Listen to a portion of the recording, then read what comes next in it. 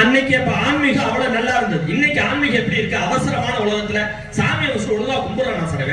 பைக்ல போயிட்டு இருக்கப்பவே அப்படி கோயில் இருக்குன்னு வச்சுக்கோங்க, போய் நிறுத்தி சாமி கும்பிடணும்னா இவருக்கு லேட் ஆயிருமா. இவர் ரொம்ப அர்ஜென்டா போறாரு. போற வழியிலேயே பைக்ல ஆக்சிலேட்டர் ஒருத்த கையில திருவிட்டு இன்னொரு கையில அப்படின்ட்டு அப்படியே போறாங்க. அதுலயும் உண்டியல் காசு போடுவாங்க பாத்தீங்களா? நம்மளுக்கு வேகமா அர்ஜென்டா ஆபீஸ்க்கு போறாங்க, ரொம்ப முக்கியமான மீட்டிங். அதனால அப்படி பைக்ல போயிட்டு இருக்கப்ப அந்த ₹1 எடுப்பாரு. உண்டியல் அங்க இருக்கும். இவர் பைபாஸ்ல இருந்து அப்படி சுண்டி விடுவார் உண்டியல் கிட்ட. அப்படி சுண்டி விட்டு போறல போற வழியில எங்கேயோ போய் பப்பரக்கான ப்ளூடூத்ல போன பேசிட்டு போய் பப்பரக்கான நடுரோட்ல பைபாஸ்ல விழுந்து அவர் போட்ட உண்டியல் அந்த காசு இருக்குல்ல, கதவு எங்கேயும் பாப்பாரு. எனக்காடா ரோட்ல பப்பிய சுண்டி விட்டு போறேன், போ போ அப்படிம்பாரு. ஒரு 4 கிலோமீட்டர் இவன் சுண்டி விட்டாலும் ₹1, திரும்பி அவங்க போய் விட்டுக்கிப்பியா. அப்படிதானே இன்னைக்கு ஆன்மீகம் இருக்கு. இன்னைக்கு நல்லா இருக்குதா கேளுங்க. அவசரமான உலகத்துல இவங்க வாழ்ந்துகிட்டு இருக்காங்க. இந்த காலம் நல்லா இருக்குன்னு எதை வச்சு சொல்றாங்க நான் கேட்கிறேன். நீங்க முன்னுரையில பேசுறப்ப அழகா சொன்னீங்க. அன்னைக்கு கிராமத்துல எங்களுக்கு எல்லாம் முடி எப்படி வெட்டினாங்க? ஊருக்கு ஒரே ஒருத்தர் தான் இருப்பாரு, அவரை கூப்பிட்டு வந்து ஒட்டை கரைச்சு விட்டாங்க. திரும்பி முடி வளர்றதுக்கு 3 மாசம் 4 மாசம் ஆகும். செலவு பண்ணது தேவையில்லை. இன்னைக்கு பயல பார்த்தா டிசைனா ஹேர் ஸ்டைல் வைக்காங்க. அன்னைக்கு ஒரு பயல பாக்குற முடிய பூரா வளர்த்து தூக்கி போடுறான். என்னடா இதான் வைக்கப்போர் கட்டிங் அப்படிங்கிறாங்க. இன்னொரு பாக்குற முடிய பூரா வெட்டி நடுவுல மட்டும் நட்டு நிக்குது. இது என்ன ஸ்பைக் கட்டிங் அப்படிங்கிறான். அன்னைக்கு ஒரு பாக்குற சார், இந்த சைடு ஒட்டை கரைச்சி 4 கோடு நாக்காம்பூச்சி மாதிரி போகுது, இங்கே 4 போகுது. ஃபுல்லாவும் போல பாதியிலே விட்டுருக்கான். ஏன்டா முடிதான் வெட்டுறதா வெட்டியே ஏன் பாதியிலே விட்டாங்கிற? இது 8 வழி பசுமை அடிச்சால பிரச்சனை இல்லை, கோர்ட்ல நிக்குது. தீர்ப்பு வரணும், நான் ஃபுல்லா எடுக்க நீங்க போக சார் வேலையை வந்துருக்கிறாயா. இவ்வளவு சிக்கல் கொடுக்குறாங்க. அது இந்த பெண்கள் பாருங்க, இன்னைக்கு உடை கலாச்சாரமே மாறி போச்சு. நடுவர் அந்த 4 வழி சாலைக்கு மரத்தை வெட்டுறாங்க. ஏதோ இவன் சத்துக்கு இவன் முடிய வெட்டினான், அவ்வளவுதான். பாத்தீங்களா? அவன் சத்துக்கு அவன் பண்ணிட்டு இருக்கான். யோசனை பண்ணி பாருங்க. ஆனா ஒரு விஷயம், இந்த முடி வெட்டினா வளர்ந்துரும், மரம் வெட்டினா வளர மாட்டேங்குது. அதுதான் இப்ப நாட்டுல பெரிய பிரச்சனையா இருக்கு. நடுவர் யோசனை பண்ணி பாருங்க. உடை கலாச்சாரத்துல கூட பாருங்க, இன்னைக்கு லோ ஹிப் பேண்ட் ஒண்ணு கண்டுபிடிச்சிருக்கான். அன்னைக்கு நாங்க திரைப்படத்துல கூட உடம்ப ஃபுல்லா மூடிதான் நடிச்சாங்க கதாநாயகியும். பாடல் எல்லாம் பார்த்தா குழந்தைங்களோட குடும்பத்தோட போய் பார்க்கலாம். இன்னைக்கு அந்த மாதிரி பார்க்க முடியுதா? நீங்க யோசனை பண்ணி பாருங்க. லோ ஹிப் பேண்ட் ஒன்று கண்டுபிடிச்சிருக்கான் சார். அப்படின்னா என்ன தெரியுமா? இடுப்பு இங்க இருக்கும், பேண்ட் 3 கிலோமீட்டர் கீழே இருக்கும். ஒருத்தா நீ ஓடி போய் பஸ்ல ஏறான்னு அவன் ஏற்றான், பேண்ட் கீழே விழுந்துருச்சு. தம்பி உன் பேண்ட் அந்த மாதிரி நான் 10 வீட்டுல வச்சிருக்கேன், நீங்க என்ன எடுத்து போட்டுங்க சார். என்ன லோ ஹிப் போட சொல்றோம். அது இந்த பெண்கள் லிப்ஸ்டிக் போடுற அழகா பாத்தீங்களா? அன்னைக்கெல்லாம் பெண்களுக்கு அதிகபட்சமான மேக்கப் கிட்ட என்னங்கய்யா? மஞ்சளை தேய்ச்சி முகத்துக்கு பூசினாங்க, அவ்வளவு அழகா இருந்தது. இன்னைக்கு பாருங்க, ஒரு அம்மா லிப்ஸ்டிக் போடுறேன்னு இந்த பேனா மாதிரி ஒண்ணு எடுத்து அந்த சாந்த குறைச்சி போட்டா. அன்னைக்கு ஒரு அம்மா கல்யாணத்துக்கு போற அவசரம், டப்பா டப்புன்னு வாயில் விட்டு அதுதான் போகுது. அம்மா வாய்ப்புறா ரத்தம், போங்க சார் லிப்ஸ்டிக் அங்கன்னு சாப்பிட்டுட்டே போகுது. பசிட்டா பண்ண வாங்கி திங்க வேண்டியதானே. அப்ப கலாச்சார பண்பாடு இன்னைக்கு மாறி போச்சுங்கிறத நாங்க சொல்றோம். யோசனை பண்ணி பாருங்க. எங்கேயாவது மகிழ்ச்சி இருக்கா அந்த காலத்துல? அதையும் இந்த கொரோனா காலகட்டம் வந்ததுல நடுவரையா ஒரு விஷயத்த பெருமையோடு சொல்றேன். எங்க சித்தப்பா மாதிரி கொடை வள்ளல் யாருமே கிடையாது. எங்க சித்தப்பா மிகப்பெரிய பணக்காரர். இந்த கொரோனா காலகட்டத்துல பணக்காரனை கூட யோசனை பண்ண வச்ச காலம் தான் இந்த கொரோனா காலம். எங்க சித்தப்பா நிஜமாவே சொல்றேன், எங்க ஊர்ல 1000 தலைக்கட்டு இருக்கு. இவர் டெய்லி விடிய கால 4 மணிக்கு எந்திரிச்சு ஒரு பெரிய கேத்தல்ல இவரே கபசுர குடிநீரை காய்ச்சி எங்க ஊர்ல இதுல 200 குடும்பத்துக்கு கொண்டு போய் கொடுத்தாரு சார். எங்க சித்தப்பாக்கா நல்ல ஒரு கைத்தல்ல கொடுங்க. நான் கேட்டேன், ஏன் சித்தப்பா நம்ம ஊர்ல 1000 தலைக்கட்டு இருக்க, இந்த 200 குடும்பத்துக்கு மட்டும் கரெக்டா கொண்டு போய் கபசுர குடிநீரை கொடுக்குறீங்க ஏன்னு கேட்டேன். இந்த 200 பேர் தான்டா என்கிட்ட வட்டிக்கு பணம் வாங்கியிருக்கானோ. இவன் கொரோனா வந்து செத்து போயிட்டா யாருக்கு போய் நான் கலெக்ட் பண்றது? அதனாலதான் இன்னொருக்கா பார்த்தேன் கொடுத்தேன். இவரு எல்லாத்துக்கும் கபசுர குடிநீர் கொடுத்தார்ல, இந்த ஆள் குடிக்கிற கொரோனா வந்து போயிட்டார். எவ்வளவு மோசமான காலம். கொரோனா காலத்துல மதுரையில ஒரு கொரோனா யாருக்கா வந்துருச்சுன்னா அவங்களே கொண்டு வந்து சகரட்டு வாசல் அடிச்சு விட்டுருவாங்க. இல்லைன்னா இந்த வீட்டுல கொரோனா இருக்கு, யாரும் போகாதீங்க வராதீங்கன்னு அர்த்தம். நான் ஒரு நாள் முட்டமணியில வாக்கிங் போயிருக்கேன், பக்கத்து வீட்டுல வந்து அவனாலும் இப்படி தகரத்தை எடுத்து வாசல் அடிச்சுக்கிட்டு இருந்தேன். நான் கேட்டேன், மாநகராட்சி நிறைய அடிக்கணும் மாப்பிள்ள, நீ எல்லாம் அடிக்கிறேன்னு. இல்ல மாப்பிள்ள, ஊரு பூரா கடை வாங்கி வச்சிருக்கேன், டெய்லி காலையில வந்துடுறாங்க. 2 தகரட்டு இங்க வச்சா வீட்டுல கொரோனா இருக்குன்னு ஒரு வேலும் போயிருக்கேன், கேட்காம போயிடுவாங்க. கொரோனா கண்டுபிடிக்க அவனால முடிஞ்ச கண்டுபிடிப்பா அவன் செஞ்சிருக்கேன். அவன் ஐடியா பண்ணிட்டு இருக்கா பாத்தீங்களா? ஐயா இப்ப ஒரு காலத்துல நீங்க பாத்தீங்களா, ஹெல்மெட் போடாட்டினா போலீஸ் பிடிக்கும் இல்லையா? ஹெல்மெட் போடாம பிடிச்சி 200 ஃபைன் போட்டாங்க. இந்த கொரோனா வந்ததுக்கு அப்புறம் ஹெல்மெட் போடாத கூட விட்டாங்க. யாரெல்லாம் மாஸ்க் போடலையோ அவனை பிடிச்சி 200 ஃபைன் போட்டாங்க. இங்க ஃபைன் போட்டாங்களா? எங்க ஊர்ல எல்லாம் மாஸ்க் போடாததுக்கு 200 ஃபைன் போட்டாங்க. எங்க ஊர்ல ஒருத்தங்க மாஸ்க் போட்டுருந்தாங்க, சரி மாஸ்க் போட்டு ஃபைன் போட்டாங்க. என்னடா மாஸ்க் போட்டுக்கும் ஃபைன் போட்டாங்க விசாரிச்சு பார்த்தா, இவன் அவசரத்துல மாஸ்க் மட்டும் மத்த எதையும் போடாம போயிருக்காங்க ரோட்ல. அப்ப ஃபைன் போடாம என்ன பண்ணுவாங்க?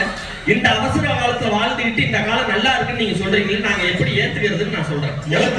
முகத்துக்கு மட்டும் மாஸ்க் போட்டுருக்கேன், எதுக்கு போடாம விட்டான், எவ்வளவு சிக்கல் பாத்தீங்களா?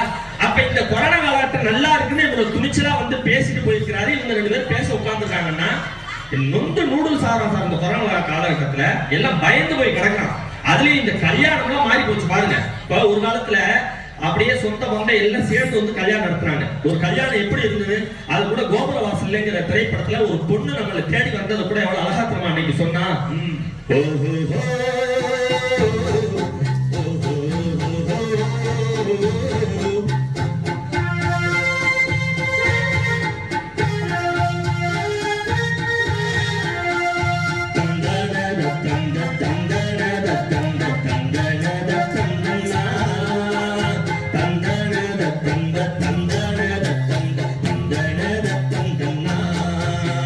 தேவதை போல ஒரு பெண் இங்கு வந்தது நம்பி, உன்னை நம்பி இந்த மைத்துடன் கைத்தடம் பற்றிட வந்தது தம்பி. தங்க கம்பி பூச்சூடவும் பாய் போடவும், பூச்சூடவும் பாய் போடவும் சுபவேளைதான்.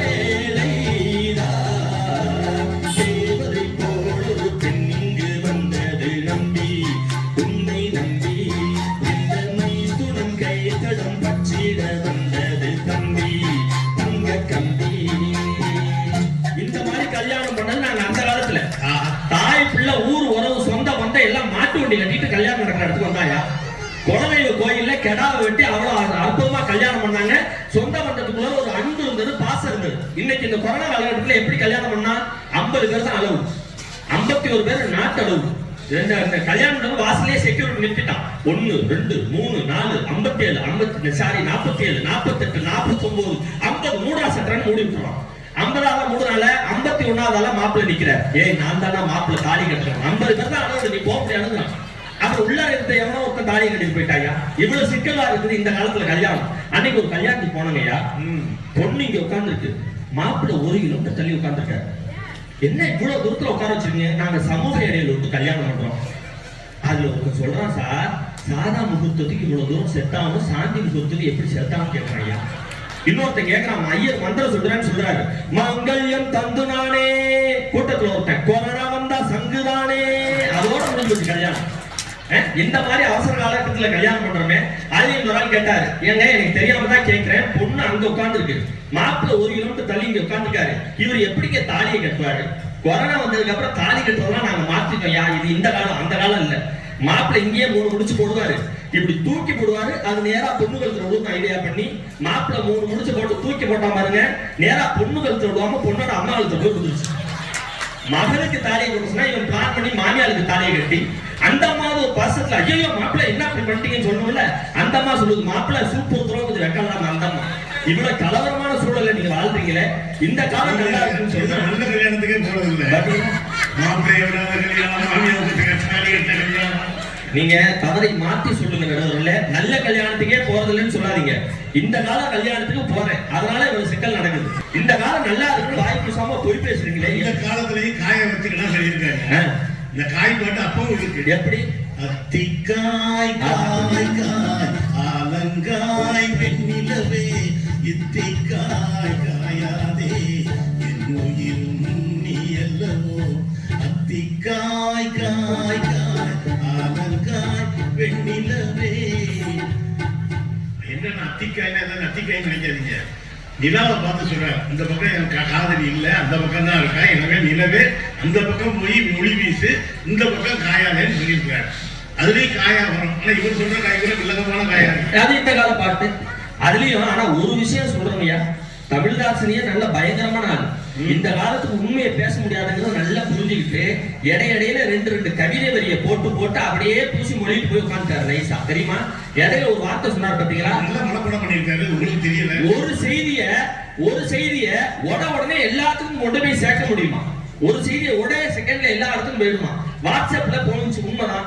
எங்க ஊர்ல ஒருத்தன் பள்ளிக்கூடம் போறப்ப காணா போயிட்டான் சார். இந்த பையன் காணா போயிட்டான், தொலைஞ்சிட்டான், யாராவது கண்டுபிடிச்சா கொண்டு வந்து வீட்டுல விடுங்க அப்படின்னு செய்தி ஃபார்வர்ட் ஆனிச்சு. 6 வருஷமா தான் அவன் பள்ளிக்கூடம் போக முடியல.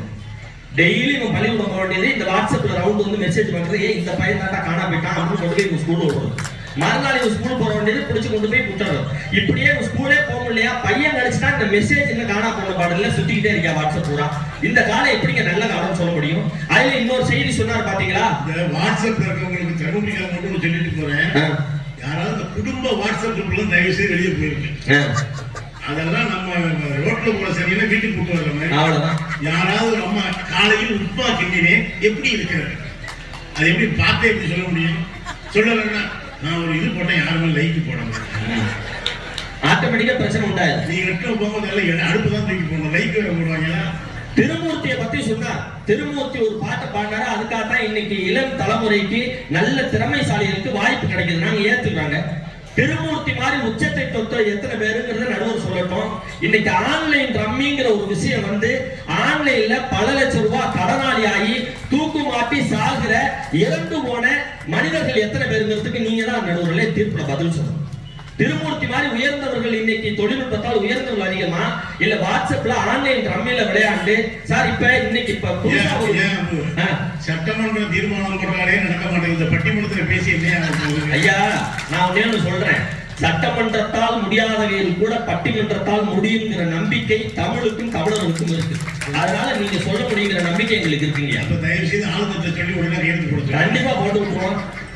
நிஜமாவே பாருங்க, யோசனை பண்ணி பாருங்களா. அதுலயும் இப்போ ஒரு நூதனமா மோசடி சார், உங்களுக்கு வீடியோ கால் வருது, நீங்க யாருன்னே தெரியாம அட்டன் பண்ணீங்கன்னு வச்சுங்க, அந்த பக்கம் அட்டன் பண்றவங்க பெண்ணா இருந்தா ஆண் நியூடுல நிக்கிறான், ஆணா இருந்தா பெண்ணு நியூடுல நிக்குது. அப்படியே ஸ்கிரீன்ஷாட் எடுத்துறோம். நீங்க யாரும் நியூடா இருக்கிறவங்கள்ட்ட நீங்க பேசுன மாதிரி ஒரு ஸ்கிரீன்ஷாட்டை எடுத்துட்டு நீ ஒழுங்கா பணம் கொடுக்காட்டி உன் சொந்தக்காரனுக்கு பூரா இந்த மெசேஜ் அனுப்புன்னு சொல்லி மிரட்டுறான் சார். அப்ப இன்னைக்கு போலியான விஷயங்கள் இந்த அளவுக்கு எந்த அளவுக்கு மாறி போச்சு, இந்த காலம் நல்ல காலம் எப்படிங்க நாங்க ஏத்துட்டு வாழ முடியும்? இதே மாதிரி எங்க பக்கத்து வீட்டுக்காரங்க எடுத்துட்டீங்க மோசடியா, நீ நியூடா இருக்கிற மாதிரி வீடியோ எடுத்திருக்கேன், சொந்தக்காரங்களுக்கு கூட அனுப்புறேன், அனுப்பு, நான் நேரா போய் வீடு வந்ததுனால ஒரு பேரும் காத்திர மாட்டேன், என் லட்சணம் எல்லா பேருக்கும் தெரியும், எவ்வளவு காத்திரம் எவ்வளவு பேரும் அனுப்பியிருக்கிறான். ஆனா இன்னொரு விஷயம் நீங்க கவனிச்சீங்களா, அவர் பேசுறப்ப பெருமையோட சொன்ன ஒரு விஷயம் தான், இந்த காலம் பேசுறப்ப கூட அந்த கால கர்ம வீரர் காமராஜரை நினைச்சு பார்க்க சொன்னார். ஏன் தெரியுமா, எல்லா தலைவர்களும் பள்ளிக்கூடங்களுடைய புத்தக பையை மட்டும்தான் பார்த்தார்கள், பள்ளிக்கூடங்களுடைய புத்தக பையை மட்டுமே பார்த்த பல தலைவர்களுக்கு மத்தியிலே பள்ளிக்கூடங்களுடைய இறை பையை பார்த்த கிங் மேக்கர் என்று சொல்லக்கூடிய கர்ம வீரர்களை நினைச்சு பாரு அப்படின்னு சொல்றாரா இல்லையா? அப்ப இந்த காலம் பேசினாலும் கூட அந்த காலத்து தலைவர்களை எடுத்து பேசாம அவங்களால முடிஞ்சதா? அதனாலதான் நாங்க சொல்றோம் அந்த காலம் இனிமையா இருந்துச்சு. நான் ஒன்னே ஒண்ணு சொல்றேங்க, இல்லற வாழ்க்கை நீங்க எப்படிங்க இருக்கு?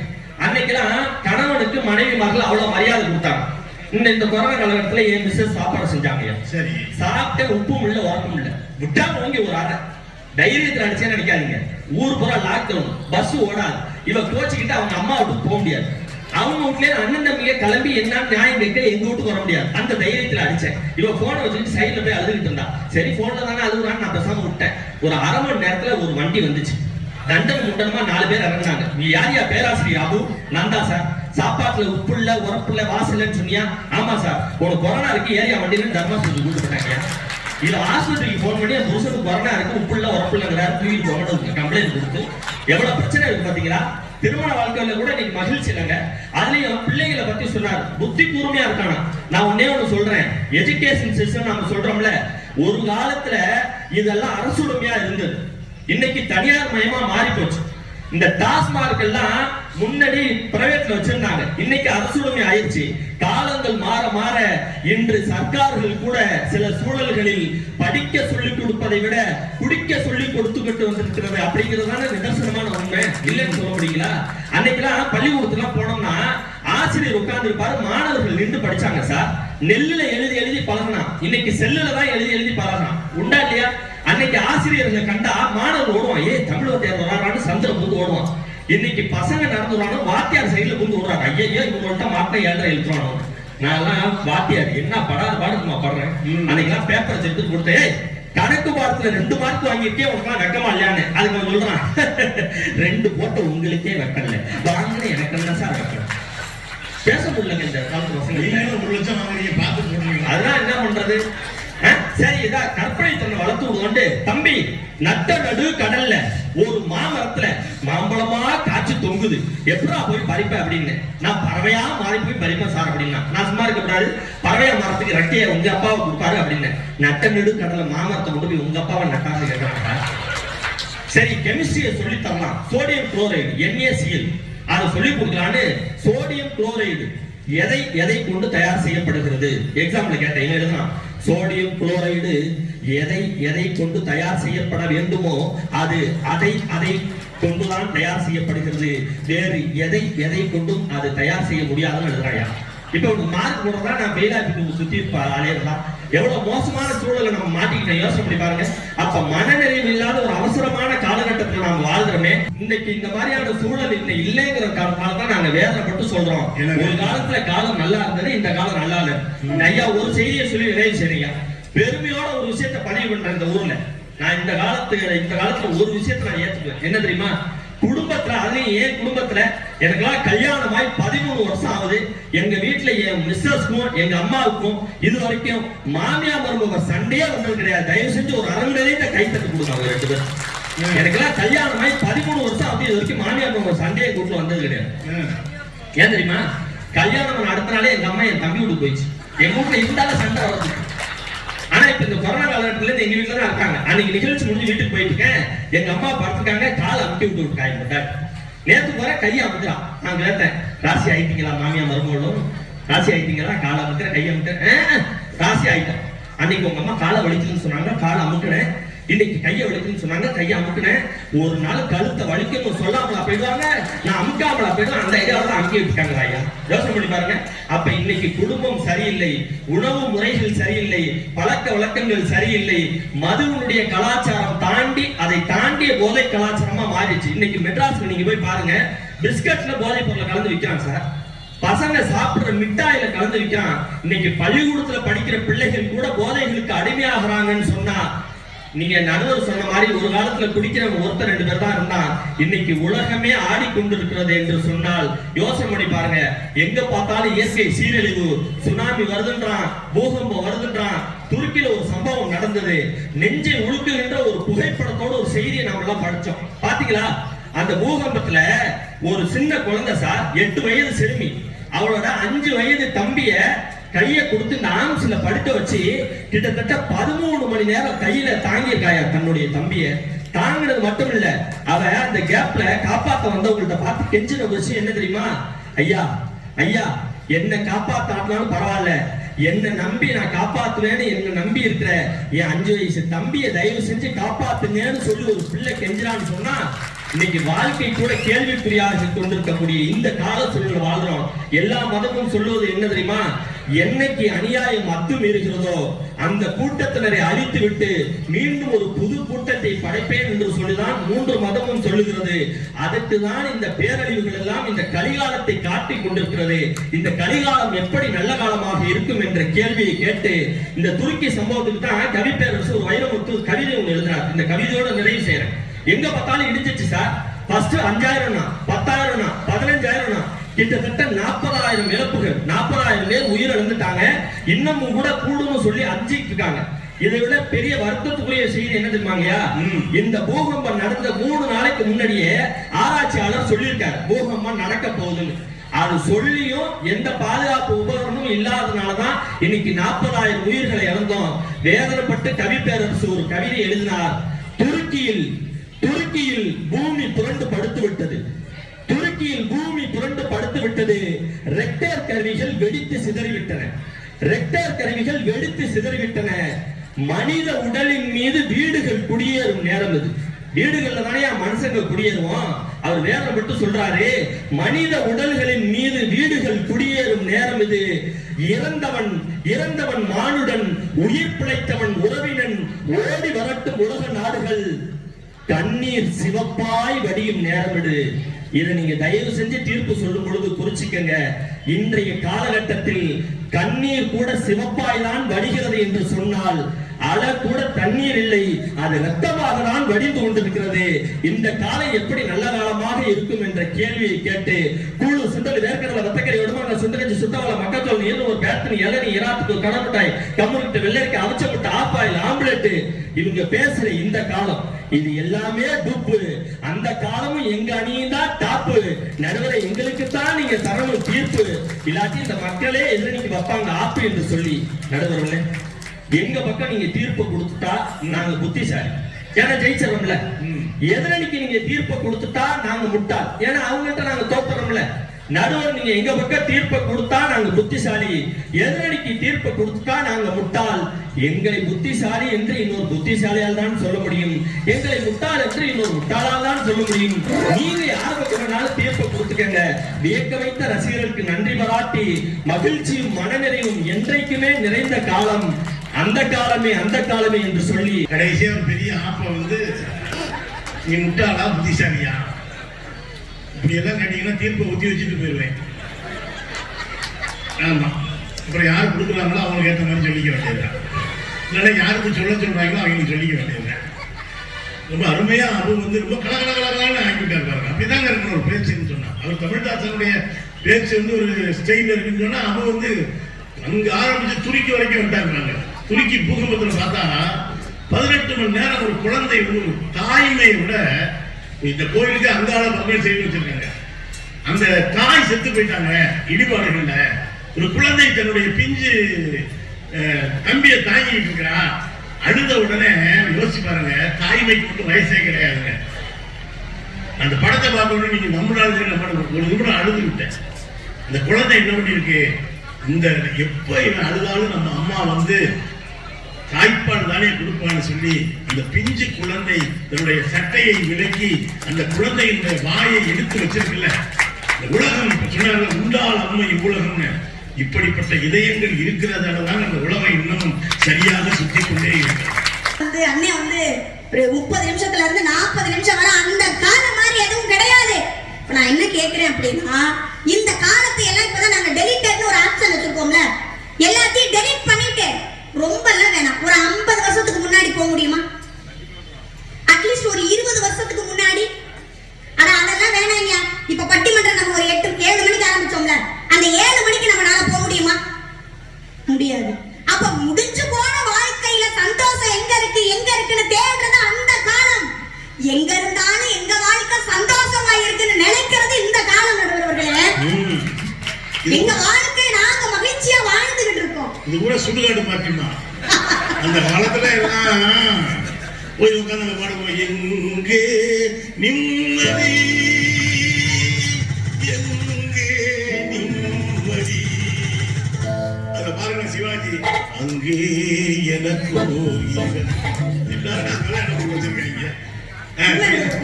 நீங்க அந்த காலத்துல மட்டும் திருவிழா கொண்டாடுனீங்க, இந்த காலம் நாங்க கொண்டாடாம விட்டுட்டோமா? எவ்வளவு அழகா சீரும் சிறப்புமாக எங்களுடைய அங்காளம்மனுக்கு நாங்க இவ்வளவு மிகப்பெரிய விழா நடத்துறோம் அப்படின்னா, மகிழ்ச்சி இல்லாம நம்ம விழா நடத்த முடியுமா நடுவர்களே? வேணாம். அதெல்லாம் கஷ்டப்பட்டோம் அப்படின்னா தாத்தா காலகட்டங்கள் எல்லாம் எங்க போவாங்கன்னு பார்த்தோம்னா பர்மாக்கு போவாங்க. எப்ப போவாங்கன்னு சொல்லிட்டு மட்டும்தான் போவாங்க. எப்ப திரும்பி வருவாங்கன்னு எந்த தகவலும் இருக்காது. அவருடைய வருகைக்காக தாத்தா பாட்டி எல்லாமே காத்திருந்து பல காலங்களை கழிச்சுட்டாங்க.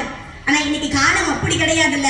வாழ்க்கையில ஜெயிக்கணும்னு சொல்லிட்டு கல்யாணம் ஆகி அதிகபட்சம் 6 மாசத்திலேயே கணவர் என்ன தெரியுமா பண்றாரு, வெளிநாட்டுக்கு போயிடுறாரு. அப்பெல்லாம் குழந்தை பிறந்துருச்சுன்னா தந்தி அடிச்சு வெளிநாட்டுக்கு அனுப்புவாங்க. இப்ப அப்படி எல்லாம் கிடையாது. குழந்தை பிறந்த அடுத்த வினாடி செல்போன்ல வீடியோ கால் மூலமா இந்த பாரு உனக்கு அழகா அந்த அம்பாள் மாதிரி ஒரு பொம்பளை புள்ள பிறந்திருக்கு, அந்த கருப்பணசாமி மாதிரியே ஒரு ஆம்பளை பையன் பிறந்திருக்கான்னு அங்க தன்னுடைய மனைவிக்காக தன்னுடைய பிள்ளைகளுக்காக தான் அம்மா அப்பாக்காக கஷ்டப்பட்டுக்கிட்டு இருக்கிற அவருக்கு உடனடியா தான் குழந்தைய காமிக்கிற பாக்கியம் இந்த காலத்துல தான் இருந்துச்சு. யோசிச்சு பாருங்க, தான் பிள்ளை எப்படி இருக்கும், என்ன மாதிரியே மூக்கு இருக்கு, என்ன மாதிரி கண்ணு இருக்குன்னு பிறந்த குழந்தைய ஒரு வினாடியில பார்க்கக்கூடிய பாக்கியமும் மகிழ்ச்சியும் இந்த காலகட்டங்கள்ல இருக்கு நடுவர்களே. முடிச்சு போன காலத்தை பத்தி நாங்க பேச வரல, எங்க காலத்துல நாங்க எவ்வளவு மகிழ்ச்சியா இருக்கோன்றத மட்டும் தான் பேச வந்திருக்கேன். அபு வந்து ஈரோட்ல இருந்து வந்திருக்கிறேன். ஈரோடுக்காரங்க தான் கொஞ்சம் இருக்கிறதுலே வசதியா இருக்க மாதிரி தெரியுது இப்ப. பயங்கரமா இருக்கீங்க. ஏன்னா அதுல ஒருத்தன் சொல்றான், யோ நீனு ஈரோடு நானும் ஈரோடு, நீ நல்லா இருக்கியா நான் என்னையா, அதுக்கு என்ன செய்யறது, நீ கிழக்கு நான் மேற்குங்கிறான். அதனால வந்து எதுக்கு சொல்ல வந்தான்னா, நைட்டு கிளம்பினாரு காலையில தருமபுரி வந்துட்டாரு. இன்னும் பழைய காலமா இருந்தா இவர் போன மாசம் கிளம்புனா தான் இன்னைக்கு தருமபுரி வந்து சேர முடியும். காட்டு வழி போற புள்ள கவலைப்படாதே, காட்டுப்புள்ளி கவலைப்படாதே. இப்படி செல்போன்லயே பேசுறாரு, பஸ்லயே வர்றாரு, வந்து அந்த காலம் தான் அந்த காலம் தான்.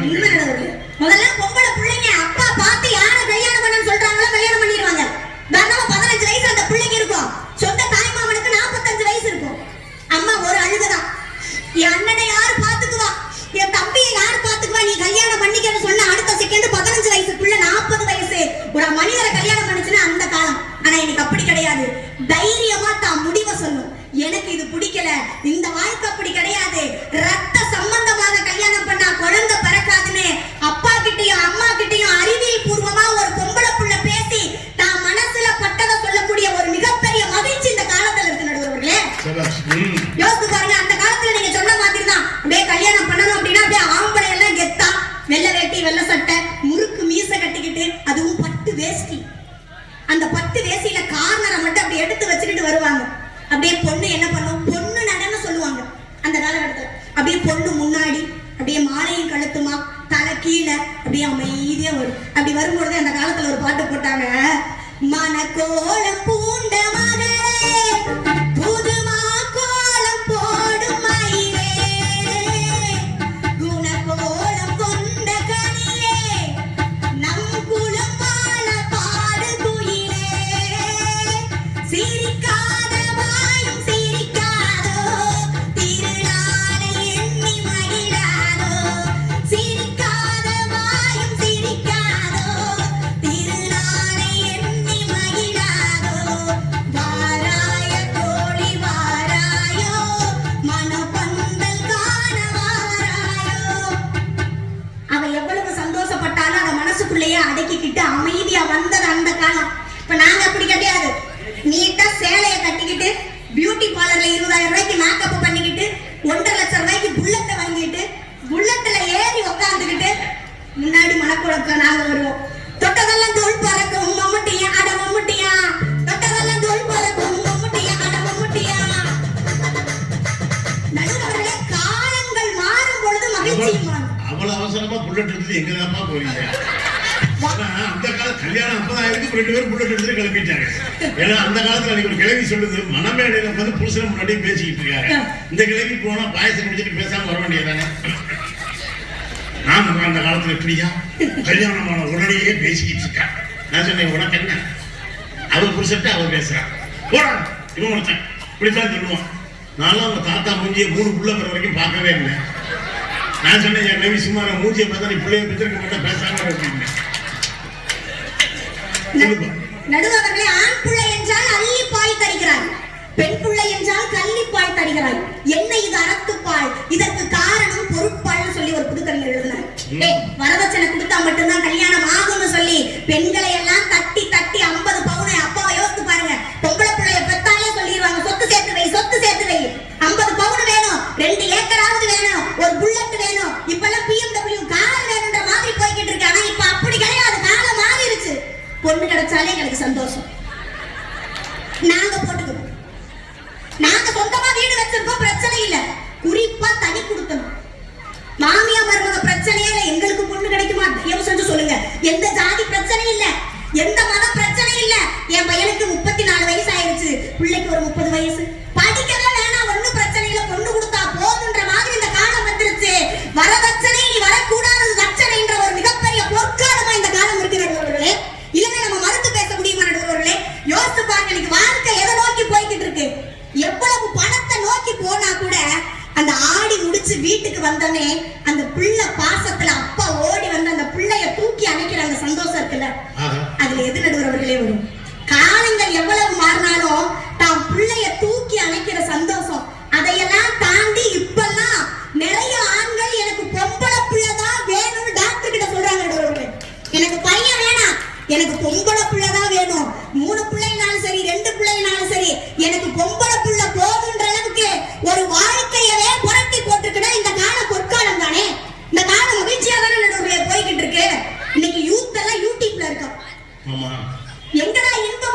இன்ஸ்டாகிராம்ல இருக்கும். பக்கத்துல ஃபேஸ் பார்த்து பேசுறானா இல்லையோ ஃபேஸ்புக்ல மட்டும்தான் மெசேஜ் பண்ணுவோம், ட்விட்டர்ல மட்டும்தான் பார்க்குறோம். உண்மையை சொல்லணும் அப்படின்னு பார்த்தோம்னா அந்த காலத்துல எல்லாம் ஒரு படத்துல நடிக்கணும்னா இங்க இருந்து பட்டணத்துக்கு போகணும், பெட்டி எல்லாம் பேக் பண்ணிக்கிட்டு, காசு இருக்காது, ஒண்ணும் இருக்காது. அந்த காலத்துல போய் கியூல நிப்பாங்க, நின்னு இந்த டைரக்டர் கிட்ட சான்ஸ் கிடைக்குமா, அந்த டைரக்டர் கிட்ட சான்ஸ் கிடைக்குமா, இவர்கிட்ட போய் பாப்போமா, இந்த இவர் ரெக்கமெண்ட் பாப்போமான்னு சொன்னதெல்லாம் அந்த காலம். இப்ப அப்படி எல்லாம் கிடையாது. நடுவரவர்களே பாருங்க, ஒரே ஒரு செல்லு மட்டும்தான். நீங்க வீடியோ எடுத்து நீங்க அனுப்புனீங்க அப்படின்னா ஃபுல் லைக். ஹீரோ ஹீரோயினிய விட இன்னைக்கு யூடியூப்ல ட்ரெண்டிங் கப்பலுக்கு பயங்கரமான லைக்கும் ஷேரும் தட்டிட்டு போகுது. நம்ம தான் நம்ம ஹீரோ ஹீரோயின். யாரு கதாநாயகன் யாரு கதாநாயகி, செல்லும் கையில இருந்தா நீ ஹீரோ. அதை பயன்படுத்துகிற முறை மட்டும் தான் இருக்கு. அத நல்ல விஷயத்துக்கு பயன்படுத்துங்க. 2 வயசு புள்ள யூடியூப் எல்லாம் வந்த பிறகு டிக்டாக் எல்லாம் வந்த ஒருத்தர் அப்துல் கலாம் கூட அவ்வளவு மரியாதை இல்லை. ஒருத்தர் என்னென்ன சொல்லுதே செவத்து மோதி அவனை இவனை பேசிய பிக் பாஸ் வரைக்கும் போயிட்டாங்க. தூத்துக்குடி பாஷையில கொஞ்சம் பேசுறாங்க தவிர எனக்கு தெரிஞ்சு அவன் ஒன்றும் பெரிய அறிவாளியும் கிடையாது, ஒன்றும் கிடையாது. இந்த நாட்டில் மயில்சாமி அண்ணாதுரை மாதிரி ராக்கெட் விடுறவன் கூட செத்த மூதின்னு சொல்லி அந்த செத்த மூதி பிக் பாஸுக்கே போயிட்டு வந்தான் பாருங்க. நடுவுல இன்னைக்கு 5 வயசு புள்ள பாடுது, அவங்க பாட்டிய திட்டுது, எங்க அப்பாவை திட்டாத எங்க அம்மாவை திட்டாதுன்னு. ஒரு 5 வயசு அந்த குழந்தை மழல சொல்லு கூட மாறாம போ பாட்டி எங்க அப்பாவை திட்டாத எங்க அம்மாவை திட்டாதன்னு சொல்லுது. அத அழகா வீடியோ எடுத்து இன்னைக்கு உலகம் ஊர பார்த்துட்டு அந்த பிள்ளைய அவங்க அப்பாவும் அம்மாவும் பாக்குறப்ப எவ்வளவு சமத்தா என் புள்ள பேசி இருக்குன்னு ஊரு உலகமே போற்ற மாதிரி ஒரு யூடியூப்ல ஒரு நல்ல தகவலையும் பதிவிடுறோம். யோசித்து பாருங்க, காதலுக்கு என்ன பாட்டு போட்டீங்க, காதலுக்கு என்ன பாட்டு போட்டீங்கன்னு சொல்றீங்களே, காதலுக்கு இல்லாத பாட்டாங்க இன்னைக்கு. காதல்ல அவ்வளவு நல்ல பாடல்களை அள்ளி தெளிச்சிருக்கோம். ஏன் சிவப்பா இருந்தாலும் பாட்டு இருக்கு, என்ன மாதிரி கருப்பா இருந்தாலும் அழகா பாட்டு இருக்கு. என் வீட்டுக்காரல எப்பயுமே என்னை பார்த்தோன்னே சொல்லுவார், ஏய் உலகத்துல ஐஸ்வர்யா ராய் வேணா அழகா இருக்கலாம், எனக்கு என்னுடைய மனைவி தான் அழகு. எல்லா கணவருக்கு அதே மாதிரி தான் அழகா சொல்லுவாரு. கூந்தலாது நீளம் இல்ல ஆடு கூட உயரம் இல்ல அத்தாண்டி அழகு என்ன ஆசைப்பட வச்ச ஒல்லியான பாடி இல்ல வன்மனான பாடி இல்ல செதுக்கி வச்ச தேரழகு என்ன தேடி வர வச்ச அழகு பிச்சி பூவில் வேறழகு. நீ எப்படி இருந்தாலும் நல்லா இருக்கேன்னு வட்டார வழக்குல வரிய எழுதி அதுக்கு இசையமைச்சு அதுக்கு மெட்டு போட்டு பாட்டு எழுதி பட்டி தொட்டி எல்லாம் பரவ வைக்கிறோம்னா அது இந்த காலம். நடுவர்களே யோசித்து பாருங்க, என்ன சீரு செஞ்சீங்க அப்படின்னு கேக்குறீங்களே. புதுக்கோட்டை பக்கம் தெரியும், ஏன்னா உங்களுக்கு தெரியாத எதுவும் கிடையாது. மொய் விருந்துன்னே எப்ப 4 கோடிக்கு எங்களுக்கெல்லாம் அந்த பக்கம். ஏன் புதுக்கோட்டை பக்கம் போனா என்ன அறுவலால வெட்டவா தருமபுரியில போய் இப்படி பேசுறியா அப்படின்னு? இல்ல அப்படியெல்லாம் இல்ல நடுவர்களே, விருந்துக்கும் சீருக்கும் பேர் போனதுன்னு சொல்லுவோம். அவ்வளவு தூரம் மொய் விருந்து 4 கோடி 5 கோடி 10 கோடிக்கெல்லாம் மொய் விருந்து வைப்பாங்க. அது சாதாரண கிடையாது. அது எப்பேற்பட்ட நாகரிகம், பண்பாடு, கலாச்சாரம், ஒழுக்கம் நிறைந்தது தெரியுமா? ஈஸியா சொல்லிட்டு போன ஒரு விஷயத்த, ஆனா சொந்த தாய் மாமே தன்னுடைய அக்கா பிள்ளைக்கும் தங்கச்சி பிள்ளைக்கும் அந்த மாலைய கொண்டுட்டு வரும் பொழுது இருக்கக்கூடிய ஒரு சந்தோஷம் இருக்குல்ல, அது இந்த காலத்துல எப்படியெல்லாம் நாங்க கொண்டு வந்து வச்சோம் தெரியுமா? தேரும் திருவிழவுமாக இன்னைக்கு தாய் மாம சீரு வந்து நிக்குதுன்னா இந்த காலத்துல மகிழ்ச்சி பொங்கி கிடக்குது. நடுவர்களே, தாய் மாம சீர் இல்லாம இன்னைக்கு கல்யாணம் நடக்குமாங்க? யோசித்து பாருங்க நடுவர்களே. மனசுக்குள்ள எவ்வளவு கஷ்டங்கள் இருந்தாலும் ஒரு 200 ரூபாய்க்கு கட்டுன வீட்டுக்காரர் கல்யாண நாளைக்கு சேலை வாங்கி கொடுத்துட்டாருன்னா அதை விட சந்தோஷம் எதுவும் கிடையாது. வாங்கி கொடுத்துட்டு அந்த சேலை நல்லா இருக்குன்னு சொல்ற ஒரு வாழ்க்கையில தான், அந்த வார்த்தையில தான் ஒரு மனைவியுடைய வாழ்க்கையே அமைஞ்சிருக்கும். கணவனை சாமியா நினைக்கிறது இந்த காலம். நடுவர்களே, இல்லன்னு சொல்ல முடியுமா? ஒண்ணு வேணாம், ஒரே ஒரு உதாரணம் மட்டும் சொல்றேன். அன்னைக்கெல்லாம் எல்லா கோயில்களிலும், குறிப்பாக அரசு கோயில்களில் சமஸ்கிருதத்தில் வடமொழியில் மட்டுமே குடமுழுக்கு என்று சொல்லக்கூடிய கும்பாபிஷேகம் நடந்துச்சு. ஆனா இன்னைக்கு எல்லா கோயில்களிலுமே தமிழ் மொழியில் குடமுழுக்கம் நடந்துகிட்டு இருக்குன்னா ஒரு மிகப்பெரிய மொழி புரட்சி நடந்திருக்கிறது. என்ஜினியரிங் காலேஜ்ல எல்லாம் லாங்குவேஜ் இங்கிலீஷ், பொது ஆங்கிலம் மட்டும்தான் இருந்துச்சு. ஆனா இன்றைக்கு தமிழ்நாட்டுல நீ மேற்கு வங்காளத்துல இருந்து வா, ஜப்பான்ல இருந்து வா, கர்நாடகாவில இருந்து வா, ஆந்திராவில இருந்து யார் வேணாலும் வந்துட்டு எனக்கு பிரச்சனை இல்ல. தமிழ்நாட்டுக்குள்ள படிக்க வந்துட்டீங்கன்னா தாய்மொழி தமிழை முதல் பாடமா வச்சு படிச்சா மட்டும்தான் உனக்கு வேலை, இல்லைன்னா இல்லைன்னு சொல்லக்கூடிய ஒரு மிகப்பெரிய சட்டமும் தாய்மொழிக்கான ஒரு மிகப்பெரிய புரட்சியும் இருக்கே. இதை விட சந்தோஷம் எந்த காலத்துல நடுவர்களே இருக்கு? படிக்கிறதுக்கு ஒன்றும் பிரச்சனை இல்லை. தமிழ்நாட்டுல தமிழ்நாடு அரசு வேலை வேணும்னா தமிழ் தெரியணும். நல்ல விஷயம் தானே. உண்மையிலே ஏன்னா இன்னைக்கு ஒரு டிக்கெட் கவுண்டர்ல நேத்து சென்னை போகும்போது ஒரு டிக்கெட் கவுண்டர்ல போய் டிக்கெட் கேட்கிறேன். அப்ப அவர் பேசக்கூடிய மொழி எனக்கு தெரியல. தமிழ்நாட்டுல நான் வாக்கப்பட்ட ஊர் கரூர். கரூர்ல தமிழ்ல கேட்கிறேன், ஐயா அந்த ஃபார்ம் கொடுங்கயா, அந்த படிவம் கொடுங்க, நான் பூர்த்தி பண்ணணும்னு சொல்லிட்டு. படிவமா? அவருக்கு நான் பேசுறது புரியல. ஆனா என் ஊர்ல உட்கார்ந்துகிட்டு எங்களுடைய வரி பணத்துல சம்பளம் வாங்கிக்கிட்டு இருக்கிற ஆளுக்கு இன்னைக்கு நாங்க பாடம் நடத்துறோம் அப்படின்னு சொன்னோம்னா ஒரு மிகப்பெரிய மகிழ்ச்சியான காலம் தானே நடுவர்களே இது. ஒண்ணு கிடையாது. ஒரே ஒரு நிமிஷம் கதையை மட்டும் சொல்றேன். ஒரு ராஜா என்ன பண்ணாரா, நம்ம எவ்வளவு நாள் தாங்க சொந்த காசுல எல்லாத்துக்கும் அன்னதானம் போடுறது, நம்மளா சொந்தமா சமைச்சு அன்னதானம் போடுவோம். 10 பேத்துக்காவது என் கையால நான் அன்னதானம் போட்டேனா அது போதும் அப்படின்னு சொல்லிட்டு 10 பேத்துக்கு என்ன பண்ணாரு பார்த்தோம்னா தன்னுடைய கையால சமைச்சு அன்னதானம் போடுறதுக்கு தயாராயிட்டாராம். சமைச்சு முடிச்சுட்டாராம். அப்ப மேல இருந்து ஒரு பருந்து என்ன பண்ணுச்சா, ஒரு நாகத்தை தன்னுடைய அந்த காலால கப்பிக்கிட்டு போச்சான். அந்த வலி தாங்க முடியாம மேல இருக்கக்கூடிய நாக விஷத்தை எல்லாம் கக்கிருச்சான். அந்த விஷம் கரெக்டா ராஜா சமைச்ச அந்த அன்னதானத்துல விழுந்துருச்சான். அதை சாப்பிட்ட உடனே அங்க இருக்கக்கூடிய 10 பேருமே இறந்துட்டாங்களாம். இப்ப யமதர்மன் மேல இருக்காரு. சித்தர்குப்தர் கேட்கிறாரு, இந்த பாவ கணக்க நான் எதுல சேர்க்க, இந்த பாவ கணக்க நான் யார் பேர்ல சேர்க்கிறது, அன்னதானம் போடணும் நல்ல மனசா இருந்த ராஜா பேர்ல சேர்க்கவா, இல்ல அதை சாப்பிட்டுட்டு விதியேன்னு போனவங்க பேர்ல சேர்க்கவா அப்படின்னு கேட்கிறாரு. அதுக்கு யமதர்மர் சொன்னாரா, கொஞ்ச நேரம் வெயிட் பண்ணு அப்படின்னாரா. அப்ப இருந்து அவர் என்ன பண்ணுவாரா ராஜா, ஐயோ 10 பேர் இறந்துட்டாங்கன்னு சொல்லிட்டு இனிமேல் படி இந்த ஊருக்குள்ள யாரு கால் எடுத்து வச்சாலும் அவங்களுக்கெல்லாம் 24 மணி நேரமும் அன்னதானம்ன்ற ஒரு மிகப்பெரிய திட்டத்தை கொண்டு வந்துட்டாராம். அந்த ஊருக்குள்ள ஒருத்தர் வந்தாராம், பாட்டி பசியா இருக்கு, இங்க அன்னதானத்துக்கு போன எந்த பக்கம் வழி அப்படின்னு கேட்டாராம். உடனே அந்த பாட்டி சொன்னாங்களா, இந்த ஊர்ல ராஜான்னு ஒருத்தர் இருக்கான், அவன் தான் அன்னதானம் போட்டுக்கிட்டு இருக்கான், ஆனா என்ன அவன் அன்னதானத்தை சாப்பிட்டோன்னே எல்லாரும் செத்து போயிருவாங்க அப்படின்னாங்க. இப்ப சொன்னாரா யமதர்மன், இந்த பாவ கணக்கை இந்த கிழவி பேர்ல எழுதுன்னு சொன்னாரு. ஏன்னா வார்த்தைக்கு சக்தி இருக்கு. நம்ம சொல்லக்கூடிய ஒரு வார்த்தைக்கு ஊருக்கு எழுச்சவ கிழவி தானே. இல்ல நடுவர்களே, நம்மளுக்கு அந்த வார்த்தை இருக்குல்ல, ஏன்னா செஞ்சது ஒரு ஆளு அது ரொம்ப உண்மையா செஞ்சாரு, சாப்பிட்டவங்களும் உண்மையா, ஆனா அந்த செஞ்ச தொண்டும் அதை செஞ்சவங்களை விட அதை கேலி பேசுற உலகத்துக்கு தான் இன்னைக்கு தண்டனைன்னு சொல்லிட்டு அழகா சொன்னாங்கன்னா, புரணி பேசுறதெல்லாம் அந்த காலம். இன்னைக்கெல்லாம் உட்கார்ந்து ஒரு நிமிஷம் நம்மளுக்கு வீட்டுல டிவி பார்க்க கூட நேரம் இல்ல. 24 மணி நேரமும் பிஸியா நம்மளுடைய ஷெட்யூல மாத்திக்கிட்டு ஜாலியா சந்தோஷமா சுத்துறோம்னா அது இந்த காலம் நடுவர்களே. வருஷத்துக்கு ஒரு தடவை படத்துக்கு போனது அந்த காலம். மாசத்துக்கு ஒரு தடவையாவது வீட்டுக்கார அம்மாவோட பிள்ளைங்களோட ஒரு படத்துக்கு போயிட்டு சந்தோஷமா ஒரு ஹோட்டல்ல உட்கார்ந்து சாப்பிட்டுட்டு கணவனும் மனைவியும் வாய் விட்டு சிரிச்சிட்டு வர்றது இந்த காலம் நடுவர்களே. 10 ரூபா இருந்தா படம் பார்க்கறது அந்த காலம். வீட்டை வித்தாலும் படம் பார்க்க முடியாது இந்த காலம். நடுவர்களே, செல்போனையும் தகவல் தொடர்பு சாதனத்தையும் அவ்வளவு குறை சொன்னாங்க. நான் இல்லைன்னு சொல்லல. தகவல் தொடர்பு சாதனன்றது நம்ம கையில இருக்கக்கூடிய சொர்க்கம் மாதிரி. அதுல இன்ட்டு பட்டன் ஒண்ணு இருக்குல்ல, 1000 கெட்டது வரலாம், நம்ம கையில இன்ட்டு பட்டன் இருக்குல்ல, அந்த இன்ட்டு பட்டன்ற ஒரு கெட்டதை மட்டும் நம்ம கையில அழுத்திட்டோம்னா இந்த செல்போன் மிகப்பெரிய சொர்க்கம். அது நம்மளுக்கு தேவையானதை மட்டும்தான் கொடுக்கும்.